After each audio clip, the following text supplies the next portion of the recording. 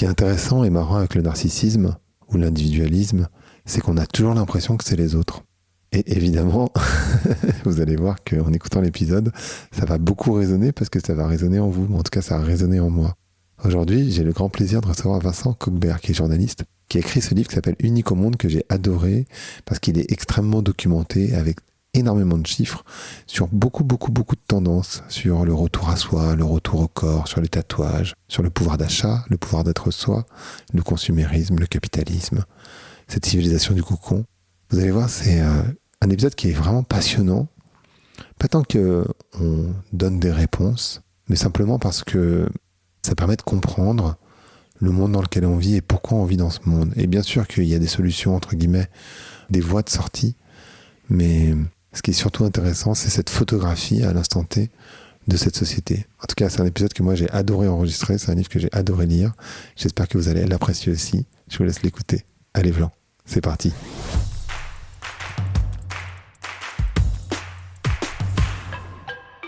Donc bonjour à tous, bonjour à toutes. Bonjour Vincent, comment vas-tu ? Très bien. Comment tu te sens ? C'est ça. Aujourd'hui, je me sens plutôt bien, ça va, j'ai bien dormi et c'est important. Je suis en forme pour une fin de semaine. Bon bah c'est parfait. J'ai beaucoup aimé ton livre parce qu'il résonne, mais en plus, il est hyper documenté. Il y a beaucoup de chiffres, ce qui est assez étonnant sur ce type de sujet, je trouve. Et je voudrais commencer par la toute première citation du livre, qui est « Si le monde ne tourne pas rond, c'est que chacun pense en être le centre ». Et ça m'a beaucoup marqué parce que ça résonne, évidemment. Qu'est-ce que ça dit de notre société, en fait ? Alors déjà, cette citation, évidemment, elle est pas de moi, puisque c'est une citation, elle vient du rappeur Fouzati dans une chanson qui s'appelle Planétarium. Et ce qu'elle dit, c'est qu'aujourd'hui, en fait, on observe le monde depuis notre point de vue, depuis nos représentations, depuis quelque part un peu notre nombril, et on n'est plus en train d'observer le monde dans tout son panorama, dans toute sa complexité et dans tous ses, on pourrait dire, dans tout ce qui peut grincer finalement dans ce monde. Et pourquoi ça ne le fait tourner pas rond, c'est que le monde en fait c'est une somme d'individus, c'est la société des individus, donc avec des gens qui nous ressemblent pas forcément, des gens qui ne pensent pas forcément comme nous, des gens qui même parfois vont nous déplaire. Et aujourd'hui c'est quelque chose qui nous paraît de plus en plus insupportable. Et ça nous fait quelque part envisager l'altérité comme autant d'obstacles. Donc c'est observer le monde. En fait, il faut observer le monde évidemment à travers ses propres représentations, on ne peut pas faire autrement, mais en essayant de comprendre aussi qu'il y a toute une somme de représentations qui ne sont pas les nôtres et avec laquelle on va devoir composer. Comment on est arrivé dans cette situation de société hyper individualiste que tu décris dans le livre ? Alors c'est un long processus, mais une des grandes promesses en fait de ce qu'on appelle la modernité, il y en a deux. C'est celle en fait déjà le mythe du progrès. Demain sera mieux qu'aujourd'hui et c'était pas mieux avant. Ça c'est une vieille antienne conservatrice. Et l'autre promesse de la modernité, c'était en fait de pouvoir nous inventer, de pouvoir nous arracher en fait de notre destinée, de notre lignée familiale, de notre territoire géographique, voire de la reproduction. On va dire, par exemple, reprendre la terre de son père, qui était celle de son grand-père. Donc, en fait, de pouvoir quelque part devenir l'inventeur de sa vie au niveau politique, au niveau idéologique, au niveau familial, au niveau professionnel, au niveau amoureux. Et c'est une promesse, en fait, qui s'est notamment réalisée à travers ce qu'on a appelé la société de consommation, parce qu'elle permettait, à travers toute une somme de loisirs ou d'objets, de symboliser, en fait, les aspirations à notre ascension sociale, ou du moins à notre transformation sociale. Sauf que c'est une promesse qui est une très belle promesse, mais c'est une promesse qui est foncièrement inégalitaire, qui est fragile, et qui est toujours en tension. Et on appelait ça, en fait, d'ailleurs, la fatigue d'être soi dans les années 90, où c'était ce qu'on appelait le décalage. Finalement, c'était le sociologue Alan Ehrenberg qui en avait parlé. Et c'était le décalage entre notre vie rêvée et notre vie réelle. Et ce décalage foncièrement béant, parce qu'on n'arrive pas tout le temps à atteindre ses rêves, et d'ailleurs nos rêves sont perpétuellement en train de se renouveler, venait créer, en fait, c'est pour ça que la dépression est la maladie du XXe siècle, venait en fait créer beaucoup de tristesse et beaucoup de malheur chez les individus. Et on a pu observer dès les années 80, qui est une décennie pour vos plus jeunes auditeurs qui n'ont pas vécu, c'était une décennie vraiment qui était un peu la décennie fric et frime, où les valeurs de compétition, de performance, de réussite étaient vraiment mises en avant. C'est la figure du Golden Boy qui émerge. C'est Bernard Tapie. C'est Bernard Tapie. Pour ceux qui ont vu la série. Tout à fait. À défaut de. Voilà, c'est tout à fait. C'est Bernard Tapie qui symbolise tout à fait cette figure-là. Et c'est aussi la décennie des premiers, qui sont à la suite évidemment du choc pétrolier des années 70, mais où il y a eu vraiment énormément de licenciements et l'État même qui dit à travers la voix de Mitterrand, l'État ne peut pas tout en fait, et où on a pu observer tout de suite chez les classes populaires une première phase de repli. Donc un repli qui a d'abord été un repli domestique où c'est le début du fantasme du petit pavillon de banlieue, c'est le début du jardin, du métier du business du marché du jardinage, du marché de la décoration, et ce qu'on a ensuite appelé dans les années 90 le cocooning.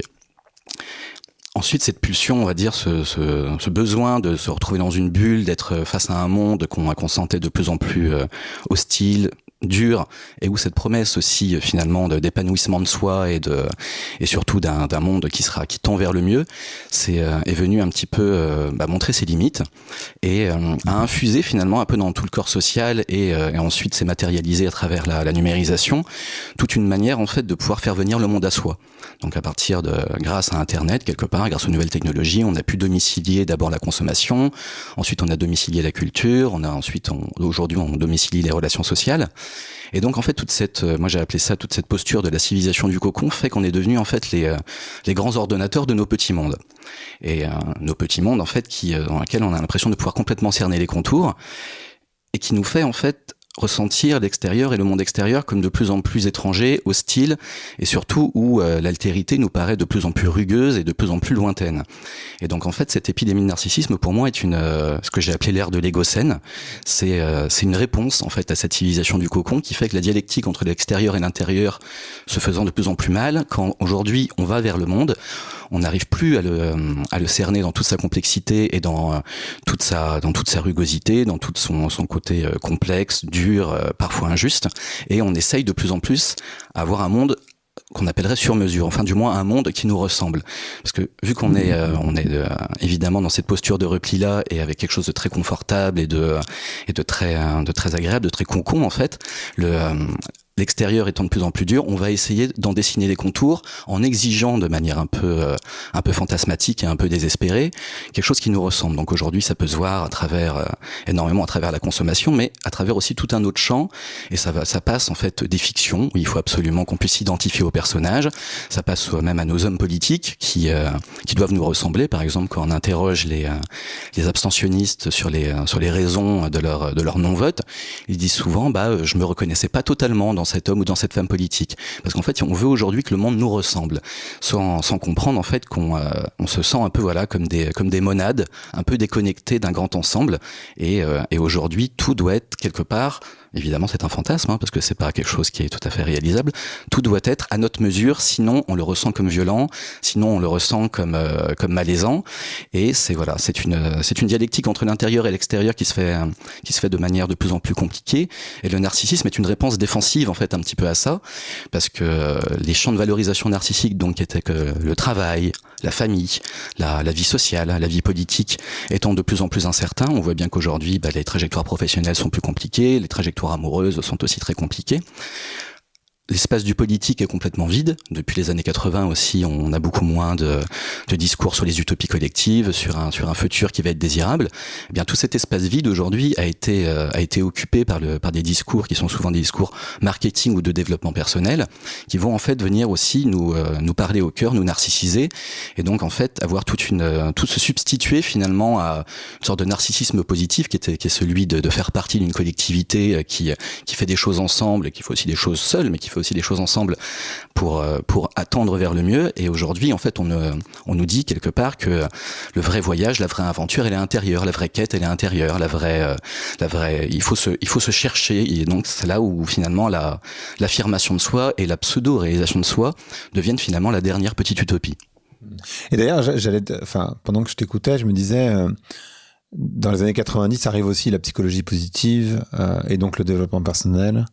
Et je me demandais où est-ce que tu positionnais ça à l'intérieur de cette quête, mais en fait c'est ce que tu es en train de décrire, c'est-à-dire que finalement le développement personnel participe ou est une réponse narcissisante à ce... Est-ce que c'est un mal-être? Est-ce que c'est un... Je sais même pas exactement comment décrire cette situation finalement. En fait, le développement personnel est venu un petit peu aussi lui se substituer à un discours social et politique qui est celui de donner de la cohérence à la vie en société, à la vie en commun, en parlant, c'est ça aussi qui est très, on va dire, qui est assez ironique, c'est que ce sont souvent des best-sellers qui sont vendus à des centaines de milliers de personnes, tout en donnant le sentiment en fait qu'on leur parle à eux précisément. C'est parce qu'en fait la société du narcissisme en fait est celle de l'effet Barnum élargi. L'effet Barnum, c'est ce qui se passe quand on lit l'horoscope. C'est un discours très généraliste, mais dans lequel on va dire ah tiens, il parle de moi. Et c'est ça en fait un petit peu la ruse du développement personnel, c'est de venir en fait flatter le narcissisme de l'individu en lui disant finalement le problème ce n'est pas toi, c'est le monde.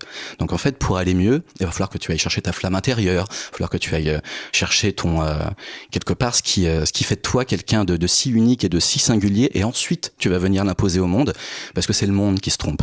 Et c'est là où ça a quelque chose de très piégeant, c'est qu'on est très narcissisé, on va mieux souvent en lisant un bouquin de développement personnel, mais ensuite sa mise en application dans le quotidien, dans notre vie tout simplement, on se rend bien compte que c'est quelque chose qui est de l'ordre de la pensée magique. C'est inadapté. Ouais. Voilà. Mais alors comment c'est une question qui est un peu tôt dans la discussion, mais en même temps, parce que du coup, je t'écoute, du coup, je te pose la question. Comment on fait, si on va pas vers cette quête individuelle, comment t'envisages ce monde, comment tu vis dans ce monde qui lui-même est en changement, parce que tu parlais de la modernité au tout début, et en réalité, on a changé d'époque en réalité. On n'est plus dans la modernité. Ça fait un petit moment qu'on n'y est plus depuis les années 80. On sait qu'on n'est plus vraiment dans la modernité. Mais enfin, en tout cas, on sait pas où on est. Voilà, c'est ça. Oui, tout à fait. On ne sait pas. Aujourd'hui, on parle d'anthropocène, on parle de postmodernité, on parle d'égocène, en fait, il n'y a pas de mots. Et quand il n'y a pas de mots, ça veut dire qu'on ne sait pas où on est concrètement. Donc aujourd'hui, il y a plusieurs terminologies qui expliquent la posture dans laquelle on est, mais on ne sait pas très bien la décrire. Mais en tout cas, c'est plus la modernité parce que l'hyper-individualisme commence à toucher à sa fin, le progrès touche à sa fin, on est plus dans le présent. Qu'est-ce qui caractérise aussi la modernité? Il y a l'analyse, on rentre plus dans des visions holistiques, etc. La fin de la rationalité aussi. Ouais, complètement. On repasse dans le magique, alors qu'on était dans la vérité avant. Voilà, il y a plein de choses donc on voit avec typiquement l'horoscope, les plantes médicinales, les oracles de tout genre, etc., etc. On rentre dans la magie. Donc la question, pardon, parce que c'était une longue tirade, c'est de dire comment tu vis dans ce monde si c'est pas comme ça, d'une certaine manière?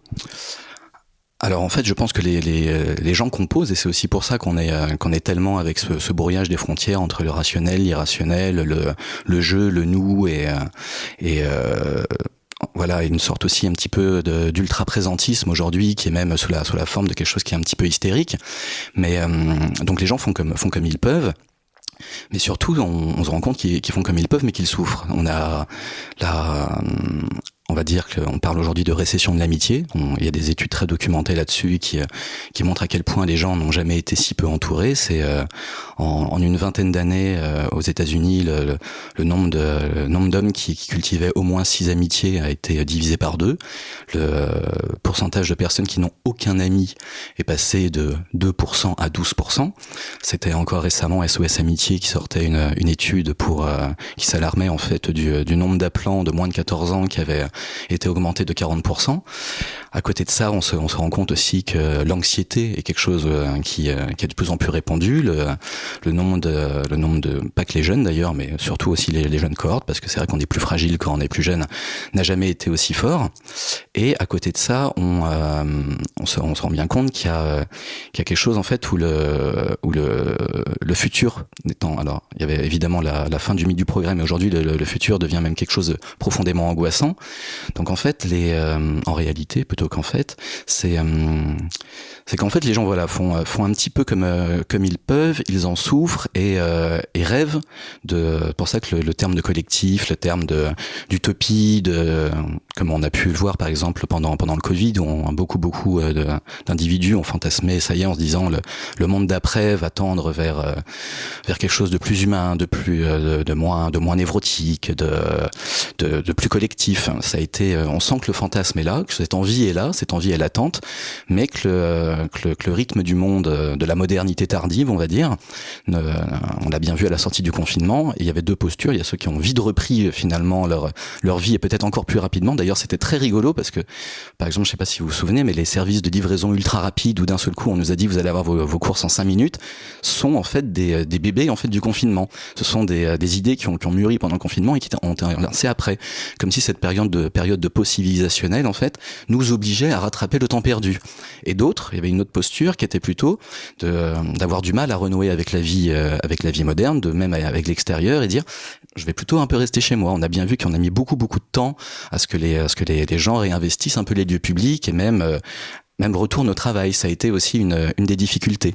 Donc pour répondre à votre question, je pense que les gens souffrent, les gens fantasment pour beaucoup quelque chose de plus apaisé, de plus collectif et de moins sur l'ordre de la performativité, et tout en même temps se sentant de plus en plus déconnecté du destin global. Ça d'ailleurs on peut le voir à travers des études où quand on demande aux individus comment est-ce que vous voyez le futur, alors au niveau collectif ils disent ça va être l'horreur, c'est noir, c'est finito, et vous au niveau individuel moi ça va aller. C'est comme si en fait on n'arrivait plus à articuler le moi et le nous, en se disant de toute façon moi j'ai un pas de côté tout le temps. Donc on se rend bien compte qu'il y a deux postures qui sont pas forcément contradictoires, parce que c'est ce besoin de se sentir déconnecté de la masse aussi est aussi une posture en fait de défense.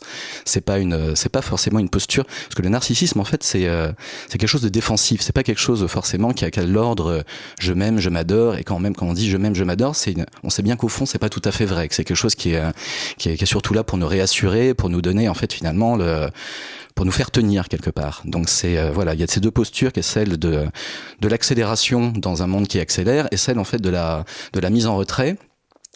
Et comme il y a un manque de dialectique entre ces deux postures-là, fait que les gens observent, les gens souffrent et se sentent en fait de plus en plus, à mon avis, sans armes face à un monde qu'ils sentent grippé. Il y a dans tout ce que tu as dit, il y a un chiffre dans le communiqué de presse du livre qui m'a fait m'intéresser au livre en vrai, qui était 13% des Français considèrent que d'avoir des relations, alors je vais peut-être pas citer précisément le truc, mais de mémoire, en tout cas ce que j'en ai en retenu, c'est 13% des individus en France considèrent qu'avoir des bonnes relations participe à une vie réussie. Ce qui est un chiffre extrêmement faible quand on y réfléchit. C'est ça. En fait, c'est un chiffre qui est tiré d'une étude de l'Obsoco, qui est l'Observatoire des perspectives utopiques, où on a interrogé les individus sur c'est quoi finalement une vie réussie. Et c'est vrai qu'il n'y en avait que 13% qui citaient une vie réussie, c'est multiplier les rencontres, s'enrichir par la relation aux autres. Et quand on demandait, et il y en a 30%, 28, 29, pas tout à fait 30, qui citaient non, c'est une vie réussie, c'est une vie matérielle réussie.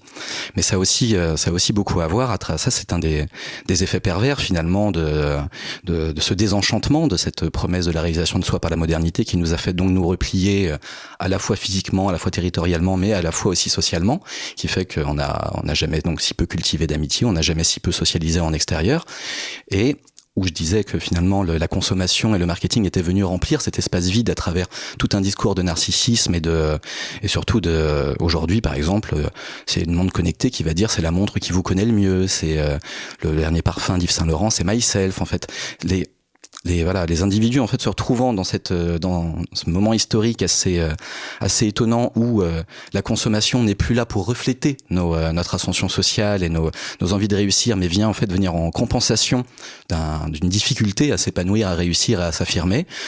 Eh bien la consommation de fait devient totalement identitaire et existentielle. Et ça, on peut le voir à travers aussi différentes études quand on demande aux individus qu'est-ce que ça vous provoque de ne pas pouvoir accéder à un bien ou un service. Ils parlent de frustration. où il parle d'injustice, comme si en fait il y a le fait de ne pas pouvoir accéder à certains biens ou à certains services qui ne sont pas ceux de première nécessité. On ne parle pas des personnes qui sont dans le rouge le 5 du mois, ou qui doivent se priver de eh bien d'un seul coup ça devient vraiment quelque chose qui existentiellement nous fait du mal et qui vient interroger notre identité, notre statut, et dont on perçoit d'un seul coup, ça devient très violent symboliquement parce que c'est synonyme de déclassement. Et donc c'est pour ça qu'à mon avis, ils répondent ça, c'est en disant pouvoir d'achat égale pouvoir d'être soi quelque part. Et c'est pas pour rien que le thème du pouvoir d'achat et le thème de l'identité soient les deux thèmes en fait qui sont vraiment, on va dire, un peu obsessionnels ces dernières années, parce que les deux se répondent. Parce que, comme je disais, aujourd'hui le pouvoir d'achat est synonyme de pouvoir d'être soi. Et c'est aussi, je vais faire un petit point avec l'actualité, quand dans le giron des émeutes suite à la mort de Naël, après ce contrôle policier, on a pu voir des jeunes ou des moins jeunes même investir les supermarchés ou les magasins pour aller les piller. Alors on a vu simplement un geste de total nihilisme, mais c'est pas du nihilisme en fait, ça répond aussi à ce qu'on appelle la frustration consommatoire, où on se rend compte que dans un monde en fait où on nous donne plus vraiment les moyens de nous réaliser et où nous-mêmes, en fait, nous sommes un peu dévitalisés par rapport au lien social. Les objets, les artefacts, et les loisirs, en fait, deviennent les derniers éléments statutaires qui permettent de définir un peu les contours d'une identité de plus en plus floue. Et il y a un chiffre aussi qui m'a, encore une fois, comme le bouquin est très documenté, du coup, je vais citer des chiffres. 96% des consommateurs acceptent de payer plus cher une expérience qui est personnalisée. Tu parlais de personnalisation, d'individualisme, d'individualisation. Et j'ai trouvé ce chiffre intéressant parce que, encore une fois, ça résonne. Parce que tu te dis, bah oui, moi aussi. Et même quand tu parles de frustration tout à l'heure, je me dis, bah oui, effectivement. Et donc tu te rends compte que toi-même tu souffres du mal que tu es en train de décrire, donc c'est intéressant de l'observer. Je pense que voilà, et je suis pas sûr qu'il y ait une solution là tout de suite, mais en tout cas c'est toujours intéressant d'observer à l'intérieur de soi qu'on souffre de ce truc-là. Est-ce que tu peux nous parler de la personnalisation des produits et des services ? Alors c'est une vieille antienne, parce que ça vient de loin, ce fantasme. C'est d'ailleurs un des paradoxes de la consommation de masse, c'est d'avoir dit c'est de croire qu'on va pouvoir vendre des milliers ou des millions de produits tout en donnant l'impression au consommateur en fait qu'on ne l'a fait que pour lui. Et je sais pas si vous vous souvenez, si vous devez vous souvenir, parce que c'était il y a quelques semaines, la dernière campagne pour Adidas. C'était on vous a donné l'original, vous l'avez réinventé de 1000 manières. Et donc c'est tout le fantasme en fait aujourd'hui du marketing qui a bien compris qu'on n'était plus en fait dans cette société des années 70-80 où les gens en fait voulaient quelque part certes se singulariser, mais faire partie de catégories sociales. Appartenir. Voilà, appartenir à des catégories sociales et pouvoir se reconnaître dans une catégorie sociale. Les catégories sociales aujourd'hui étant de plus en plus floues et on va dire les communautés se sont recomposées à travers bien d'autres choses que les biens matériels. Eh bien le marketing aujourd'hui est dans un fantasme de personnalisation, voire aujourd'hui on parle d'ultra personnalisation, et ils ont pu en fait réaliser du moins ce fantasme-là, évidemment à travers aussi les nouvelles technologies qui à travers en fait ce qu'on appelle notre identité numérique. Donc c'est à la fois les données qui est définie à la fois à travers les données qui nous définissent, donc notre sexe, notre âge, notre lieu de territoire, et à travers toutes les données qu'on génère aussi, donc ça va être les commentaires, les likes, les visites de nos sites, viennent de recomposer en fait toute une identité qui va tenter de manière permanente en fait de nous de nous donner le sentiment de nous parler à nous spécifiquement. Il n'y a pas un jour où dans nos boîtes mail il n'y a pas pour vous nous avons trouvé cette offre là pour telle ou alors même quand on est sur Amazon, cette série c'est pour vous, ou donc c'est ça en fait la personnalisation, c'est une sorte de gimmick un peu vain mais qui finit par avoir des effets performatifs parce qu'il s'inscrit dans une dynamique beaucoup plus globale et qui vient être la dernière production de discours volontairement narcissisant envers le consommateur, qui va lui dire à un moment donné, tu es vraiment quelque part c'est japonais qui disait le client est Dieu, et on arrive un petit peu à ça. Et ça a aussi beaucoup à voir à travers des nouveaux usages qu'on nous a incités à avoir, qui est celui de juger, de noter, de commenter, d'être finalement tout le temps dans cette finalement, dans une identité, l'identité du consommateur aujourd'hui devient la dernière identité où on va pouvoir être valorisé, où on va nous dire ton avis compte. Toi aussi, tu peux donner des notes. Toi aussi, tu peux dire c'est bien, c'est mal. Et donc, en fait, dans un monde où on a l'impression d'avoir de moins en moins de prise, que ce soit au niveau politique ou que ce soit même sur nos propres destinées, cet ensemble de micro fragments, de séquences, en fait, où le marketing, ou à travers notre acte d'achat, ou à travers notre consommation d'un service, on va nous demander, en fait, notre avis, on va nous dire finalement, on va bien se rendre compte d'ailleurs que ça a un impact ensuite sur le monde réel, vient finalement, voilà, quelque part matérialiser un fantasme qui est celui d'être un consommateur unique au monde. Et on sait très bien qu'on est plutôt que tous ces services-là exploitent plutôt nos biais cognitifs, nos frustrations, nos désirs non résolus. Mais on veut croire à ce mythe de la personnalisation parce que le politique ayant déserté finalement cette promesse-là aussi de se dire on s'adresse à un collectif, mais aussi l'individu lui va pouvoir s'inventer à travers ce collectif. Eh bien il y a tout un champ libre dans lequel les marques. Je vous renvoie au livre de Raphaël Lorca sur le roman national des marques. Lui en parle très bien au niveau collectif en montrant comment elles sont venues se substituer à cet imaginaire français.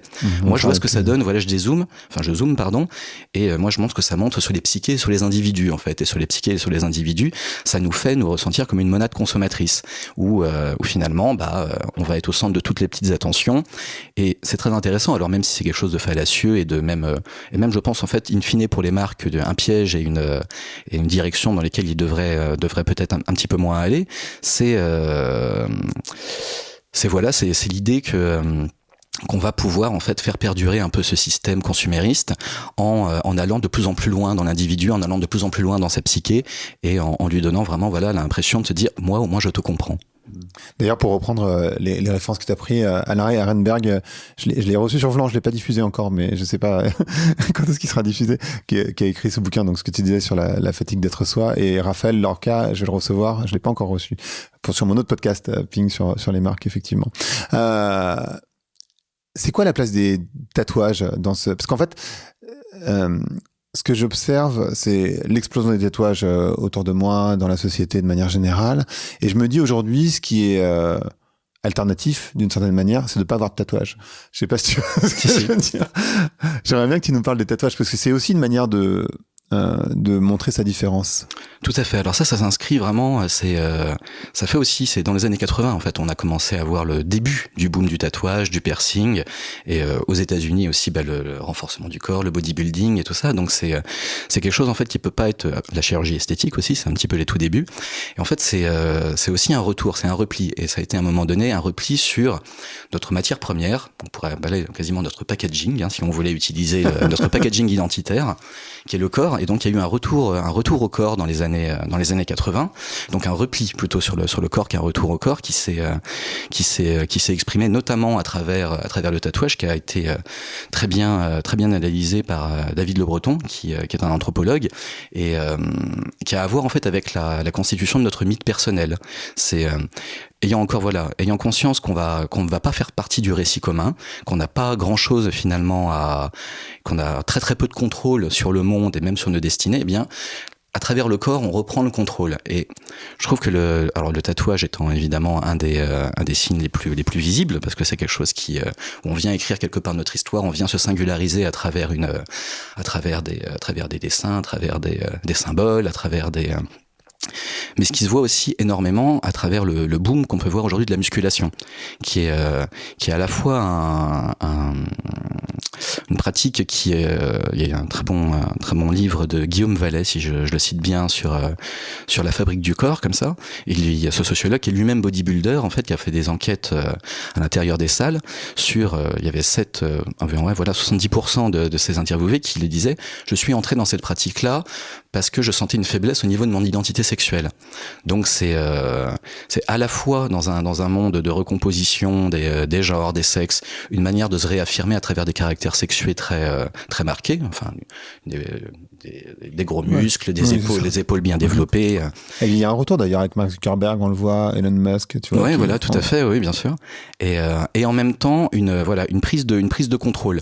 Et c'est une prise de contrôle sur soi, qui va être à travers, à un moment donné, une discipline, des abdos qui vont être bien dessinés. Alors certes, je ne peux pas tout contrôler, mais au moins je contrôle cette partie, ce moi, et quelque part ce corps que Baudrillard nommait à l'époque le plus bel objet de consommation. C'est moi qui vais le designer, et pour le coup, je vais vraiment le customiser. Donc ça a beaucoup à voir avec une sorte de customisation physique en fait. Et là où c'est très intéressant, c'est et pour montrer qu'en fait il y a une pulsion un peu archaïque quelque part, et pas archaïque de manière négative, hein, quand je dis ça, sur ces pratiques-là, c'est à travers la musculation ou à travers la chirurgie, on a pu voir, même dans un monde qu'on rêve un peu post-genre, très très fluide et tout ça, eh bien ça a été plutôt un renforcement des caractères sexuels premiers. Les filles ont aujourd'hui des fesses volumineuses, c'est plutôt valorisé, une poitrine généreuse, c'est valorisé, des lèvres plutôt épaisses, c'est aussi très valorisé. Chez les hommes, c'est vraiment de plus en plus d'avoir un muscle, en fait, voilà, un muscle qui devient existentiel et identitaire, parce que on n'a jamais eu si peu besoin des muscles en fait dans notre civilisation. On travaille pour une partie des gens, je sais bien qu'il y a aussi toute une partie qui notamment les livreurs, les caristes, qui eux utilisent leur corps et souffrent de ce corps-là. Ils sont rarement bodybuildés. Mais ils sont rarement bodybuildés. Voilà, c'est que le muscle aujourd'hui est devenu une manière à la fois d'affirmer son identité sexuelle, mais aussi plus intimement une reprise en contrôle, une reprise en main finalement de soi dans un monde en fait dont on a l'impression d'être de moins en moins, sur lequel on a de moins en moins de prise. Est-ce que tu peux nous parler du rôle des réseaux sociaux à l'intérieur de tout cet imbroglio de tendances? Alors ils ont plusieurs ils ont eu plusieurs fonctions, ils ont eu plusieurs rôles, mais ils ont surtout, à mon avis, ils sont venus. Je vais commencer en fait en parlant du livre de Christopher Lasch qui était sorti en 79, qui s'appelait La culture du narcissisme, et il expliquait il montrait comment en fait dans une société d'expansion économique, de compétition, était apparu une sorte un nouveau sociotype un peu d'individu qui pour le coup aussi se sentait très très en décalage avec la masse, avec un masque par rapport à ses émotions, beaucoup d'ironie, beaucoup de froideur, et qui, dans un de ses passages, il le disait, le cadre américain aujourd'hui, quand il marche dans la rue, il a l'impression d'être filmé par des caméras de télévision partout, et il est en représentation. Donc en fait, l'autre n'est plus tant une altérité qu'un public, que quelqu'un qui nous observe, mais dans ce cas-là, si quelqu'un t'observe, et que tu penses aussi que les gens qui s'observent se sont eux aussi même observés, donc tout le monde est dans une surveillance panoptique, alors qu'en fait personne ne se regarde vraiment. Et les réseaux sociaux, en fait, tout comme le numérique est venu matérialiser cette pulsion de sécession qu'on avait pu observer dans les années 80-90 en nous permettant de domicilier totalement le monde à nous, les réseaux sociaux sont venus quelque part matérialiser ce besoin et ce fantasme en fait de se montrer et de s'exprimer dans ce qu'on croit être toute notre singularité. Donc c'est venu quelque part donner les moyens techniques à un fantasme qui était déjà là, parce que c'est toujours comme ça que ça se passe souvent par la technologie. La technologie n'invente pas des nouveaux besoins ou des nouvelles manières d'être, elle les rend possibles en fait, elle leur donne les moyens d'exister. Donc les réseaux sociaux, alors évidemment il y a plein de nuances dans les réseaux sociaux, mais on va dire que le grand écueil des réseaux sociaux et le piège des réseaux sociaux, c'est que c'est venu nous donner les moyens d'être à la fois producteur, et de nous montrer, mais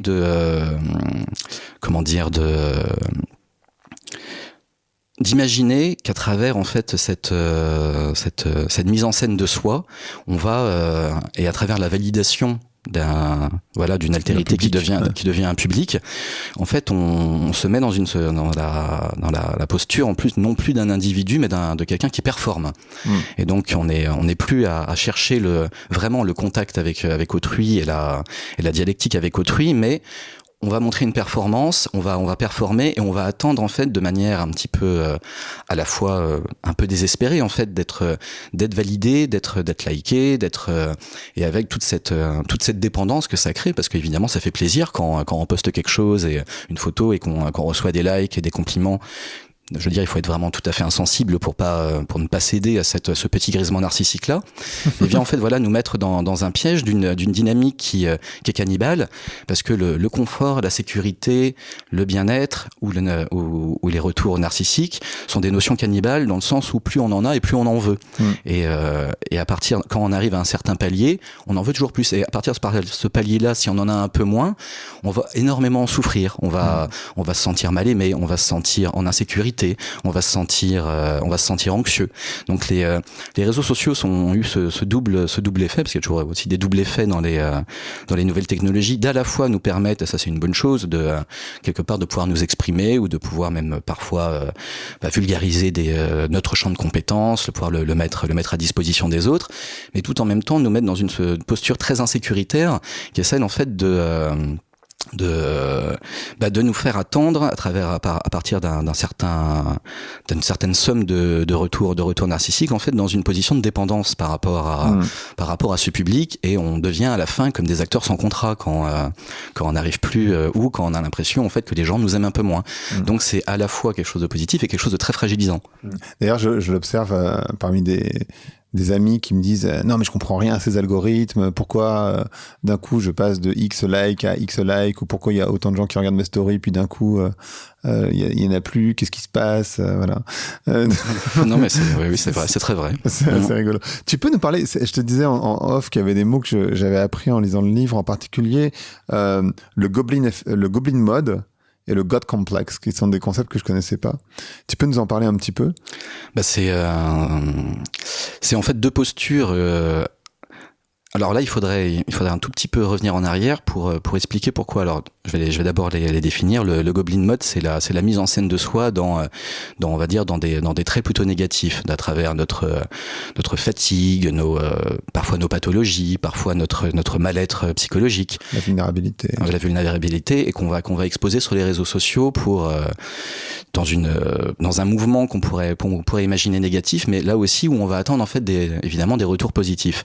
Et le God Complex, c'est son exact inverse, qui est celui en fait d'en faire trop, de se montrer un petit peu, on va dire comment il s'appelle ce rappeur, je pense savoir Kanye West. À la Kanye West, voilà, tout à fait, ou une sorte de narcissisme complètement too much et qui en devient quasiment humoristique à la fin, quoi. Donc et c'était intéressant parce que c'est le Goblin Effect qui était devenu le mot de l'Oxford Dictionary de 2022, et que ces deux tendances en fait se côtoient tout le temps sur les réseaux, parce que on se rend compte aujourd'hui que ce que j'appelle moi l'intimocratie, c'est qu'on est passé en fait de la démocratie où on était dans des grands récits structurants qui faisaient sens en fait à la fois pour notre existence collective et à la fois pour notre existence individuelle, à ce que j'appelle l'intimocratie, où ce sont les petits récits du quotidien et les petits récits de l'individu qui sont venus en fait se substituer à ces grands récits-là. C'est ce qui a beaucoup à voir avec l'idée de l'intime et politique. Alors évidemment que l'intime porte une grande dimension politique, mais ce qu'on observe aujourd'hui, c'est de plus en plus d'intime et de moins en moins de politique en fait, et où se raconter soi devient forcément un acte de courage et de fierté. Ça fait par exemple, je sais pas si vous vous souvenez, mais et vos plus jeunes followers ne le sauront pas, mais dans les années 90, on a vu apparaître ce qu'on appelait à la télé des psychos, en fait, ou des Mireille Dumas, des Simon Choix, des Jean-Luc Delarue, où des individus, des lambda, des kidam venaient raconter leur mal-être psychologique, leur enfance bafouée, leurs difficultés aussi, même leurs traits un peu névrotiques. Et à l'époque, on regardait ça avec une sorte d'impudeur. On se disait c'est pas tout à fait la bonne place en fait. On aime bien parce que ça nous fait écho, ça nous donne même accès en fait à des en fait on pouvait même se comparer quelque part en se disant moi je vais pas si mal quelque part. Aujourd'hui, et d'ailleurs ça a beaucoup à voir on voit une somme de témoignages vidéo où les individus vont venir se totalement livrer quelque part dans le plus simple appareil de leur dépouillement psychologique, névrotique, ou de leurs difficultés, et on doit aujourd'hui accueillir cette parole-là comme un acte de courage forcément. Et c'est pour ça que ça fait écho à ce que moi j'appelle l'intimocratie, c'est n'ayant plus d'utopie collective, n'ayant plus de grands récits qui permettent de nous structurer, aujourd'hui on est obligé de chercher ça en nous, et donc on va venir l'exprimer, on va venir tout dire, et ça revient à cette phrase fier d'être moi. Mais fier d'être soi, ça ne veut pas dire grand chose en fait. On peut être très fier de ce qu'on a accompli, on peut être fier de nos amis, on peut être fier de nos enfants, mais fier d'être moi, c'est très compliqué parce que on est reconnu qu'à travers l'autre. On peut pas dire à un moment donné, quelqu'un pourra pas dire je ne me reconnais pas. C'est l'autre qui va dire à un moment donné je ne te reconnais pas. Donc c'est ce qui montre bien en fait le côté un petit peu en cercle fermé de cette dynamique là, que ce soit le God complexe ou le Goblin effect, c'est alors soit à travers des traits narcissiques très surhystérisés, ou un mal-être qui va même parfois être aussi exagéré pour créer à travers l'empathie en fait ce narcissisme qu'on attend. Vient montrer en fait n'ayant plus les moyens de créer du sens au niveau collectif, on va trouver en fait tout ce qu'il y a tout ce qui nous définit, donc des fois par du bien, par du mal, parce que les individus passent par plein d'états psychologiques et émotionnels et durant toute leur existence, comme étant finalement le dernier espace de sens, le dernier espace où on va réussir à créer du lien à travers ce qu'il y a de plus intime en nous. Donc c'est pas forcément négatif en tant que tel, parce que c'est aussi bien de pouvoir qu'aujourd'hui on parle plus facilement des maladies mentales, qu'on parle plus facilement de notre mal-être, ce qui est aussi une réponse aux années 80 où il fallait tous être fort, performant et dur. Mais on se rend bien compte qu'il y a aussi quelque chose à la fin d'un petit peu piégeant aussi dans cette posture-là, c'est que à partir du moment où on a tout dit, tout montré de soi et ce qu'on croit être en tout cas, qu'est-ce qu'il reste à la fin ? Il faut encore creuser encore un peu plus en soi, ou alors s'inventer peut-être quelque chose. Et avec un syndrome que j'avais trouvé très intéressant, qui est un peu revenu sur le devant de la scène à la suite des confinements, c'était le trouble de la personnalité multiple.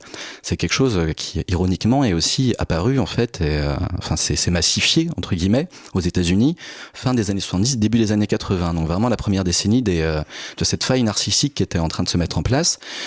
Les psychiatres il y en a qui y croient à ce syndrome. C'est le fait d'avoir plusieurs personnalités en soi, d'avoir plusieurs alters. D'autres qui le mettent un petit peu en doute en disant que c'est ce qu'on appelle en fait un syndrome iatrogène, donc co-construit entre nous, la société et parfois un médecin.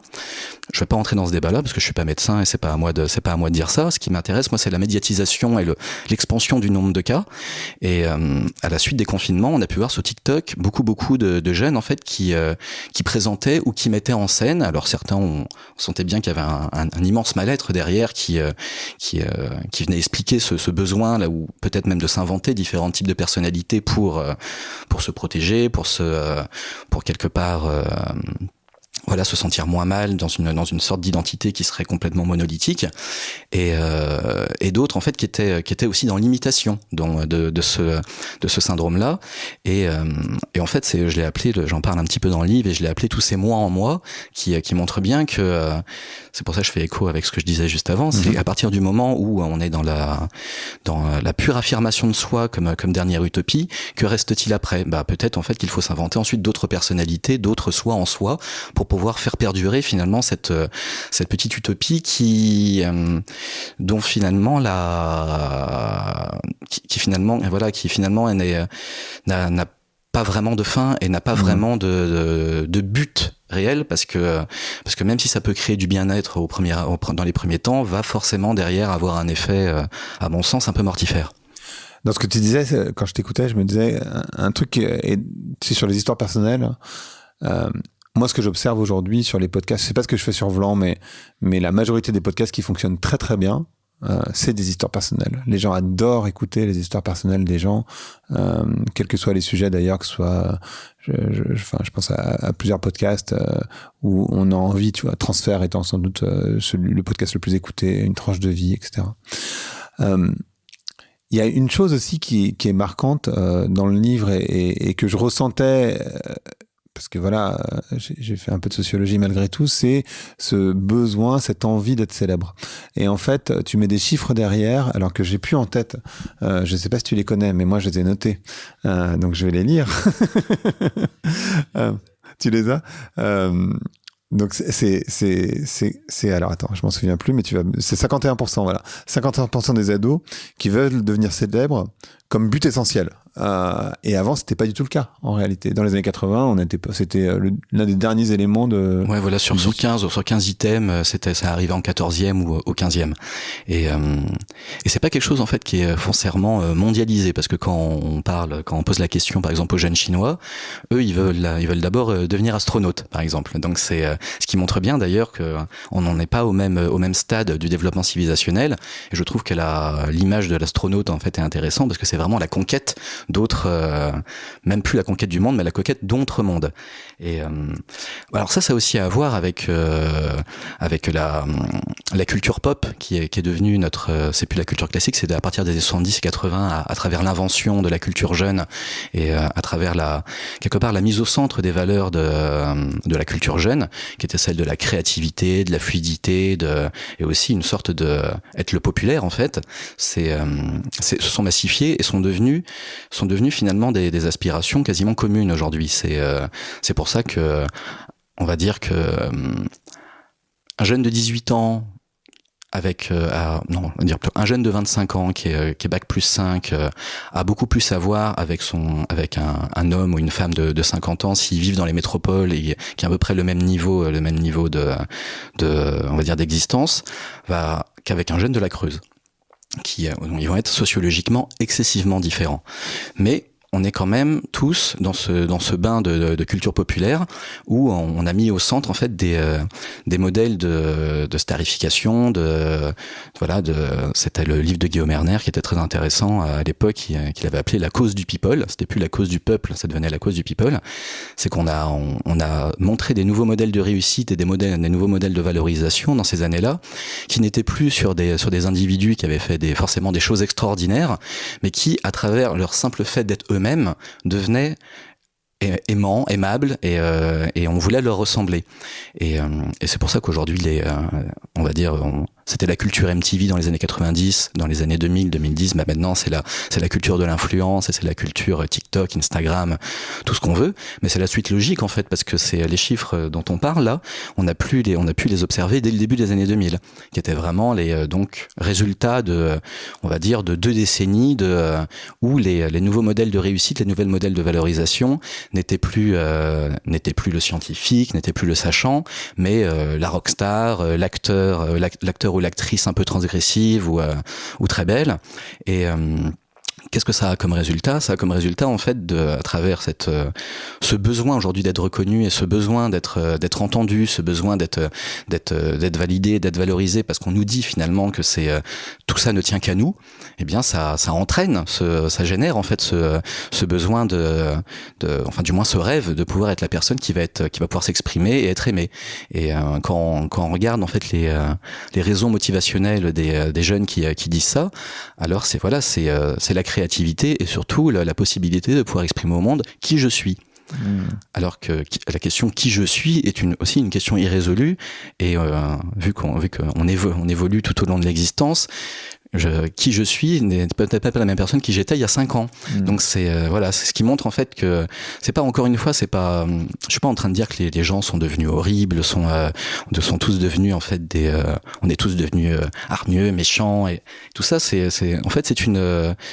à la fois la réponse de modèles qu'on nous a transmis d'une époque où ce mythe du progrès est venu complètement s'effriter, et où on nous dit la réussite, c'est ici, maintenant, tout de suite. Et ça sera, et si tu n'y arrives pas, tu ne peux t'en tenir qu'à toi. Non, mais de toute façon, j'ai jamais eu l'association dans le livre à la lecture que tu poses un jugement. Pour moi, c'est une photographie très sociologique, en fait, de la société. Il n'y a pas de jugement porté, parce que je pense qu'on est tous à différents niveaux atteints de ce que tu décris, tout ce que tu décris. En fait, je pense que les personnes qui nous écoutent, ça doit résonner naturellement, parce que même si, en réalité, quand t'es face à face et que tu demandes c'est quoi le succès pour toi, aujourd'hui, c'est l'accumulation de biens, de pouvoir, d'argent, de célébrité, etc. Ils te disent tous ah mais non, mais parce que pour moi c'est pas ça, parce qu'évidemment tu vois ils vont jamais dire ça. Enfin ils vont jamais. Parfois ils vont être assez honnêtes avec eux-mêmes, mais je trouve que il y a un petit manque d'honnêteté intellectuelle en général quand t'es face aux gens. Ils vont rarement te dire oui moi j'ai envie d'être célèbre ou j'ai envie d'avoir XY nombre de followers. Alors en réalité si c'est une personne sur deux, la réalité c'est que pas majoritairement du coup, mais une personne sur deux, ça résonne quelque part.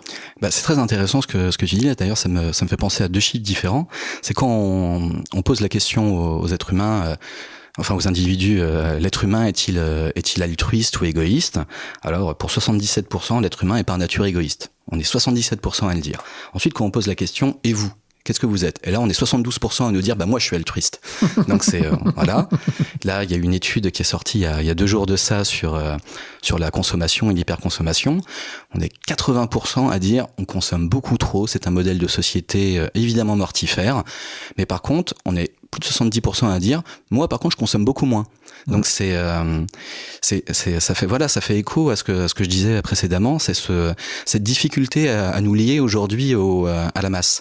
On a tellement l'impression d'être déconnecté de la masse, d'être un petit monde en soi et d'être quelqu'un de singulièrement différent, alors qu'on est tous les résultats de notre société.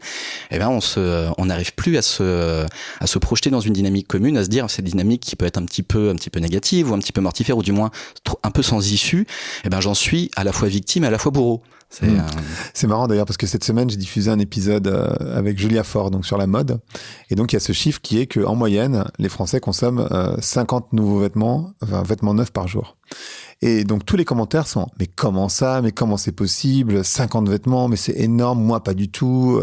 Et t'es là, en fait c'est la moyenne française, donc c'est pas possible que 100% des gens qui commentent soient en dessous. Ça n'a aucun sens. C'est juste parce que je pense qu'ils ne réalisent même pas qu'en fait moi je suis le premier à me dire bah je sais pas précisément. Mais en vrai, c'est possible entre les chaussettes, les caleçons, les t-shirts, etc. Franchement, en vrai, je sais pas précisément, j'ai jamais fait le calcul, mais j'imagine que c'est possible que je sois plus proche de 50 que de 5 étant l'objectif idéal. C'est clair que je suis pas à 5. Et je le reconnais volontairement. Il y a pas de souci, mais c'est vrai que c'est intéressant d'observer les gens qui commentent en disant mais non, mais pas du tout. Ah oui, mais pour aller dans le sens que tu décris. C'est ça en fait. Dès qu'on évoque en fait des syndromes comme le narcissisme, parfois même l'égoïsme que peut induire une certaine forme de narcissisme ou l'hyper-individualisme, parce qu'on s'est rendu compte que même dans ce qu'on appelle le processus d'individualisation, et donc le fait de pouvoir s'inventer, le fait de pouvoir devenir soi quelque part, et ça c'est à travers les études valeurs. Les études valeurs, c'est des études qui sont faites tous les 9 ans dans une quinzaine de pays d'Europe à travers les CNRS locaux ou l'équivalent des CNRS locaux, où on pose tout le temps les mêmes questions aux gens, et pour voir un petit peu l'évolution on s'est rendu compte que plus on s'individualisait, plus les gens en fait étaient tolérants au non-respect des règles. Alors c'est pas qu'ils ne veulent plus de règles communes, mais ils veulent avoir leurs propres règles et se dire à un moment donné, et la mienne quelque part a plus de sens. Et quelque part notre attitude sur la route, le code de la route est assez intéressant à cet égard, où on va tous être d'accord. Oui, il faut que ce soit limité à 80 ou 90, que sais-je. Mais bon, moi je peux rouler à 100 parce que je roule bien, parce que je suis en sécurité, parce que je suis un meilleur conducteur que les autres. C'est la règle, oui, mais je vais la négocier parce que je suis un peu différent. Ça fait marrer parce que juste avant qu'on se voit, j'étais dehors en vélo et il y avait une camionnette qui faisait une manœuvre, donc elle faisait une marche arrière. Et il y a un vélo qui s'engouffre derrière et le mec la voit pas et donc il continue sa marche arrière. Donc la fille en vélo hurle en disant mais connard. Et je me dis mais enfin il est en train de faire une marche arrière. Tu vois bien qu'il est en train de faire une marche arrière. Je veux dire il y a un risque quand même qu'il te voit pas. Je veux dire il a un camion, il a des angles morts, il est en train de faire une manœuvre. Et c'était intéressant de voir cette fille en vélo. Voilà. En fait c'est juste que elle est dans son chemin et elle se dit moi d'abord. Et en fait pas du tout. Enfin, je veux dire la règle c'est que le camion il est plus fort que toi techniquement. Et que tu vois qu'il est en train de faire une manœuvre, tu ralentis en fait. Tu peux pas passer. Et moi-même j'étais en vélo et je suis en vélo et j'ai pas de camion et j'ai pas de voiture, mais c'est juste qu'à un moment donné il faut avoir aussi une forme d'intelligence. Mais c'est pour aller dans le sens de ce que tu décris. J'aimerais bien que tu me parles aussi dans les quelques minutes qui nous restent de la parentalité. C'est-à-dire comment tu éduques tes enfants et sur cette volonté que moi j'observe et que j'ai déjà décrit sur Vlan, que tes enfants soient exceptionnels, surdoués, qu'ils soient au-dessus de la masse. En fait, quelque part, tu te narcissises aussi par extension, à travers tes enfants. Tout à fait, et plus que jamais en fait. C'est ça a beaucoup à voir avec la transformation de la famille qui s'est notamment beaucoup développée dans les années 70, avec aussi tout ce qu'on a appelé la nouvelle psychologie à la Dolto en fait mais voilà, quand je parle de transformation de la famille, c'est que l'enfant a pris une place tout autre. Alors évidemment, il y a quelque chose de très positif, c'est qu'on est beaucoup plus affectif avec nos enfants, il y a beaucoup plus d'amour, il y a donc quelque part plus de capacité de pouvoir se développer. Donc ça, c'est vraiment tout le versant très positif. Mais comme c'est l'enfant aujourd'hui qui fait famille, parce que les familles peuvent être séparées, recomposées, c'est l'enfant qui fait le trait d'union entre tout ça. Il devient d'un seul coup chargé sur ses petites épaules d'énormément de sens. Déjà, c'est lui en fait qui crée tout ce qu'on appelle le contrat narcissique familial. Et c'est aussi à travers lui qu'on va pouvoir nous-mêmes quelque part nous narcissiser. C'est aussi vrai pour les animaux de compagnie aujourd'hui, hein. Donc c'est pour ça que je compare pas les enfants aux animaux de compagnie, mais je dis que c'est le phénomène peut aussi se voir. Et quand même ce chiffre, pardon que je te coupe, mais ce chiffre qui m'a fait beaucoup rire sur les animaux de compagnie, que j'ai envoyé à une copine d'ailleurs, que 52% des Français propriétaires d'animaux préféraient offrir des cadeaux à leurs chiens ou à leurs chats qu'à leurs enfants. C'est vrai que le retour narcissique en fait d'un chien à qui on donne des super croquettes d'un seul coup, on voit beaucoup plus de joie que si on lui donne un cadeau à son enfant qu'on s'est un peu loupé, c'était pas exactement ce qu'il voulait. D'un seul coup, on va se dire mais voilà, petit con quoi, tu vois, alors évidemment il faut pas parler comme ça aux enfants évidemment. Mais on le voit aujourd'hui à travers de manière radicale et extérisée, et, à travers tous les diagnostics en fait qui se font dans les pays où on a le droit de faire ça pour savoir si l'enfant va évidemment être en bonne santé, mais si on peut faire aussi des petites modifications pour le booster intellectuellement, physiquement. Et ça, quand il y a eu des études aux États-Unis très intéressantes là-dessus, où c'était quasiment 20% ou 25% des Américains qui étaient OK pour avoir ces diagnostics préimplantatoires si ça pouvait assurer qu'ils fassent ensuite partie d'une des meilleures universités du pays. Mais plus prosaïquement, ça se voit à travers une sorte de parental branding aujourd'hui. Et ça, c'est le livre de Nicolas Santolaria qui en parle très bien, la somme de ces chroniques qui sont publiées dans le monde. Et aujourd'hui, le fait que l'enfant soit par exemple surchargé d'activités, de loisirs, de sport, avec aussi on les pousse de plus en plus, même au niveau du collège, à se rendre compte qu'ils sont peut-être directement en train de jouer leur existence, avec donc une sorte de mise en compétition de l'enfant. C'est à la fois du narcissisme parental, parce qu'on utilise finalement l'enfant pour être un petit peu un mini-moi ou un mini-nous qui va venir parfois même réaliser les rêves que nous on n'a pas réussi à réaliser, et tout en même temps on brise l'innocence en fait, parce que normalement l'enfance n'est pas un lieu, n'est pas un espace de rentabilité, n'est pas un espace-temps de rentabilité, c'est un espace-temps de construction, parfois de tests, parfois d'expérimentation, mais pas forcément l'endroit où on doit capitaliser et miser dessus. Donc ça a aussi beaucoup à voir avec cette idée-là, que quand je parlais d'éducation positive qui avait commencé à se développer dans les années 70, où on a commencé aussi à dire aux enfants: tu es unique, tu es spécial, tu es le meilleur, et quelque part le monde t'attend. Mais alors c'est très bien quand ça se passe au niveau simplement du cercle de la famille, où il faut que la famille reste cet endroit où on peut s'affirmer, où on peut montrer ses faiblesses, où on peut soit un sas de décompression par rapport à la société. Mais en ne tenant que ce discours-là à certains enfants, et c'est pas tous les enfants et c'est pas toutes les familles évidemment, eh bien on les prépare pas vraiment à l'extérieur, et l'extérieur étant de plus en plus rugueux, de plus en plus dur, et on le voit bien à travers la compétition professionnelle. On le voit aujourd'hui à travers le grand désenchantement de beaucoup de Bac+5 par exemple, qui étaient persuadés qu'à travers que simplement de bonnes études ils allaient sortir, et puis on m'attend quoi. Et moi je donne des cours dans une école de journalisme, et je parle aux élèves en leur demandant souvent: mais comment est-ce que vous pensez que ça va se passer en sortant? Et je me rends compte en fait du décalage entre leur représentation et la réalité. J'ai l'impression qu'on leur ment, et qu'on leur dit qu'ils ont forcément leur place, que ça va se faire naturellement, alors que non, va falloir batailler, il y aura parfois des moments de doute, il y aura parfois des moments où ils vont même être peut-être un petit peu désespérés, mais que c'est échouer. Et échouer, tout à fait, et c'est pas grave d'échouer parce que ça permet aussi de pas reproduire les mêmes erreurs, mais voilà, il y a toujours cette dans cette dynamique là, il y a aussi voilà quelque chose qui est à la fois positive, qui est celle d'exprimer plus d'affectivité envers son enfant, mais là où il y a quelque chose d'un petit peu négatif dans ce parental branding, c'est qu'on on les prépare pas finalement à la dureté du monde. Et là je vous renvoie aux chiffres en fait de ce qu'on a appelé avant les Tanguy. Et aujourd'hui, le nombre même de 18-30 ans qui vivent encore chez leurs parents n'a jamais été aussi fort. Et ça ne s'explique pas que par des raisons économiques. Il y a évidemment toute une part de raisons économiques, mais il y a aussi une difficulté. Et ça, quand je tenais 20, qui était un site où des jeunes de 15-25 ans pouvaient s'exprimer sur tous les thèmes qu'ils souhaitaient, donc de l'amour, la famille, le travail.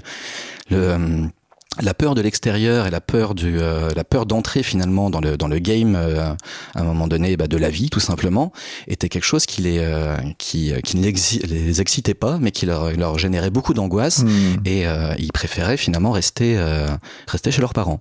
Donc c'est là où la famille, qui a comme première fonction normalement non pas une fonction de reproduction mais ce qu'on appelle une fonction mondaine, donc celle de nous préparer à couper le cordon pour mieux en fait nous transformer en individu qui va ensuite pouvoir avoir une petite prise en tout cas sur la société et sur son environnement et sur la marche du monde.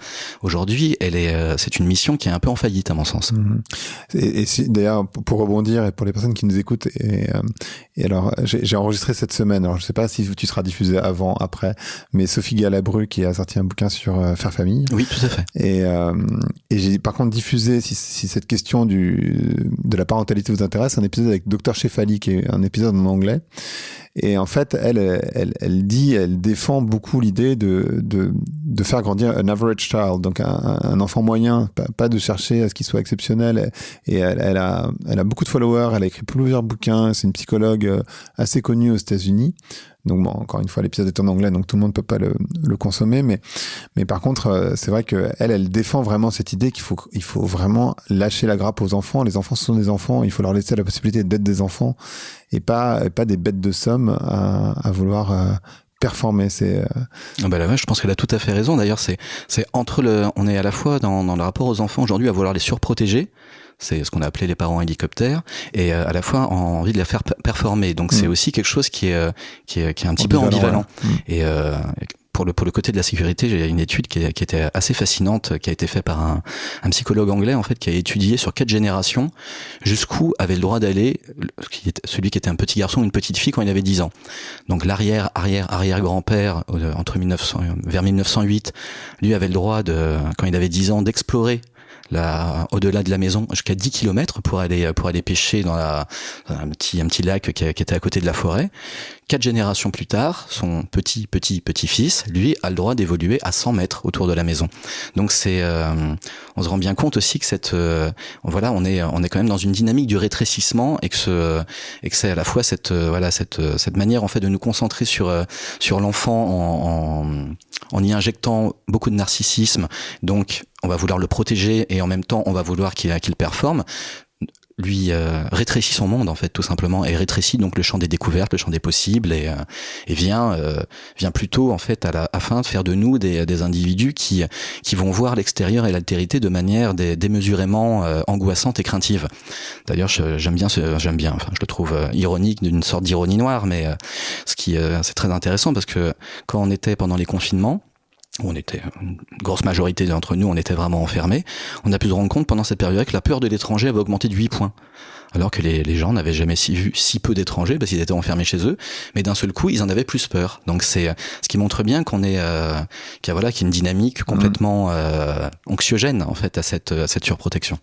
Merci beaucoup, c'est génial. Vraiment, c'est hyper intéressant. Je vous conseille vraiment de lire le beau livre. En fait, ça questionne. C'est pas, il y a pas vraiment de réponse techniquement. Enfin, mais je veux dire pour sortir de ce phénomène. Par contre, c'est vachement intéressant de l'observer et de se rendre compte qu'il est présent en soi, et ça permet pas nécessairement de s'en libérer. Ça permet simplement, je trouve, de mieux comprendre le monde dans lequel on évolue, et du coup d'avoir du recul. recul pertinent sur la société. Moi, je trouve ça passionnant, donc merci beaucoup. Merci à toi. Le podcast s'appelle Vlan, donc je voudrais savoir à quoi tu veux ouvrir et où claquer la porte. Alors, ouvrir la porte, je voudrais ouvrir la porte à un peu plus d'empathie, parce qu'en fait, on n'en a pas parlé, mais un des grands syndromes très négatifs de tout ce qu'on vient de dire aujourd'hui, c'est qu'on se rend compte qu'on a de plus en plus de mal à avoir de l'empathie. Donc, il y a même 3 types d'empathie. Il y a ce qu'on appelle l'empathie sèche, qui est celle en fait de pouvoir se mettre dans la tête de l'autre pour simplement comprendre comment lui perçoit le monde. Il y a ce qu'on appelle l'empathie humide, celle qui est vraiment celle de ressentir littéralement les émotions d'autrui. Donc évidemment l'empathie humide n'étant pas exactement ce qu'on cherche, mais en tout cas l'idée de simplement pouvoir entrer en dialogue parce que je vais comprendre comment toi tu regardes le monde. Et aujourd'hui on se rend bien compte, et l'actualité nous en donne ces derniers temps de nombreux exemples. Je pense qu'on peut pas faire pire, en tout cas comme crise de l'empathie, parce qu'on est de plus en plus dans ce qu'on appelle une empathie sélective. Et l'empathie sélective, c'est ce qui se passe comme phénomène psychologique quand on regarde un match de foot, quand on regarde un débat politique, ou quand on va voir une altercation dans la rue, où on va prendre d'un seul coup totalement parti pour l'un ou pour l'autre, et d'un seul coup, l'un devient héros, l'autre devient ennemi. Et donc là, le dialogue est mort, l'échange, la complexité en est largement réduit, et ça nous fait nous ressentir de plus en plus lointains les uns les autres. Ça crée de la polarisation, donc de l'agressivité entre les gens, et ça crée une sorte d'apartheid généralisé en fait. Voilà. Parfait. Merci beaucoup Vincent. Mais je vous en prie. Merci d'avoir écouté Vlan. Si vous avez aimé l'émission, n'hésitez pas à mettre des étoiles sur vos plateformes de podcast préférées. Vous pouvez aussi partager l'épisode sur vos réseaux sociaux, Instagram Stories, Facebook, LinkedIn, où vous voulez. Je suis Grégory Pouy. Vous pouvez me retrouver sur l'intégralité des plateformes sous le nom Greg from Paris. Si vous avez des idées pour des invités, si vous avez des commentaires, n'hésitez surtout pas à m'envoyer un message. Allez, merci et à bientôt.